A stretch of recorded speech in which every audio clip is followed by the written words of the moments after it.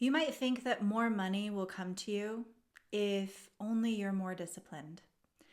After all, isn't that what most of the experts say? In secret, they're not wrong, but we are missing what discipline actually is, and it's not a character trait. You might tell yourself you should be more consistent, more restrained, more organized. You might make a budget, you might stick to it for a while, and then somewhere down the line it falls apart. Spending creeps back in, tracking gets avoided, the plan quietly gets abandoned, and with it comes that familiar sense of self-blame. What's rarely questioned is whether discipline was ever the real issue because, as I said, discipline isn't a personality trait.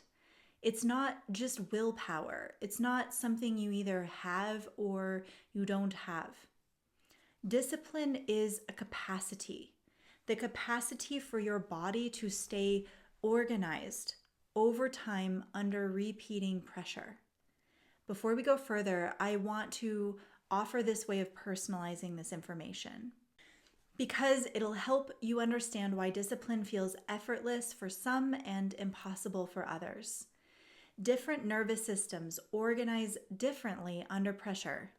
Some push forward, some adapt and pivot quickly, some move into analysis and strategy, some attune to others intuitively.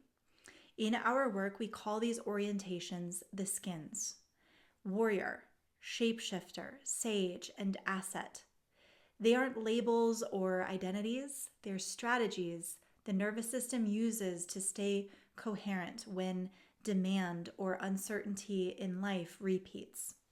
So if you're curious how your nervous system tends to handle pressure, because financial discipline is really just one long-term pressure, and whether you default toward a warrior, a shapeshifter, a sage, or an asset, there's a short Somatic Skins assessment linked in the description below. It's not going to tell you how to budget. It will show you how your system behaves when consistency is required. Let's slow all of this down and talk about what discipline actually asks of the body. Discipline requires the nervous system to do something very specific, to repeat an action over time without either burning out or disengaging. And that sounds simple, but it's not, because it means being able to hold boredom, resisting impulses, tolerating frustration, and staying present when nothing exciting is happening. If your system can't do that, it'll look for relief. Sometimes that relief comes through rebellion. People will spend impulsively, not because they don't care about their goals, but because the system needs to discharge pressure. Sometimes it'll come through avoidance. Tracking gets skipped, numbers go unchecked, no one wants to log into their bank account, and the plan quietly fades away.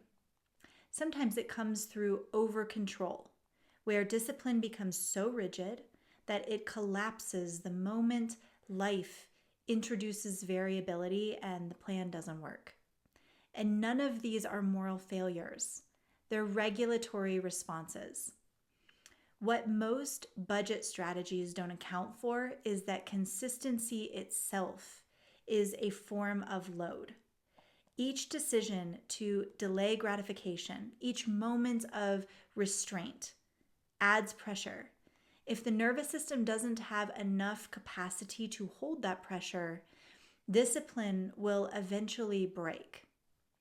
And this is why we'll say things like, I'm good for a few weeks and then I just feel off, or I just forget, or I do it great until something stressful happens, or I can be disciplined in these other areas, but not with money.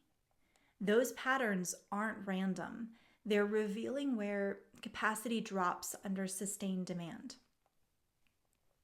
From a somatic perspective, discipline fails when it's asked to compensate for instability elsewhere. If energy regulation is inconsistent, attention scattered, or identity is under strain, then discipline becomes brittle and it can't flex. And brittle systems don't last. When capacity increases, discipline will feel different. It stops feeling like force, and the body can stay more settled over time.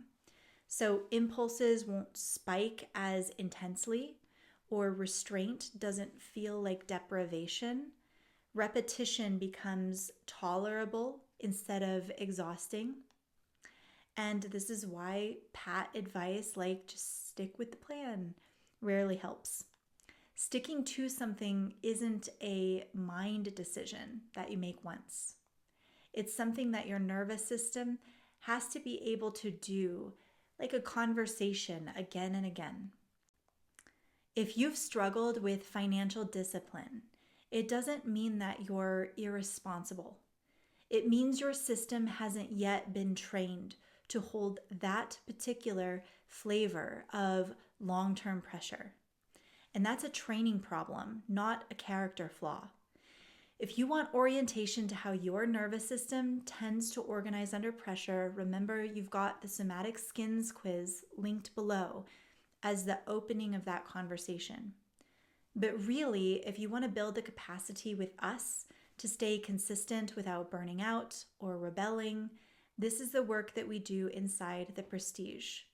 Not by enforcing rules, but by strengthening the system that has to live with them. And we'd love to see you there. Discipline doesn't come from trying harder. It comes from having enough capacity to keep going. Thank you for joining me this far, and please do consider liking and subscribing to the channel. It helps us out a lot. We can also continue the conversation in the comments below, and I will see you next time.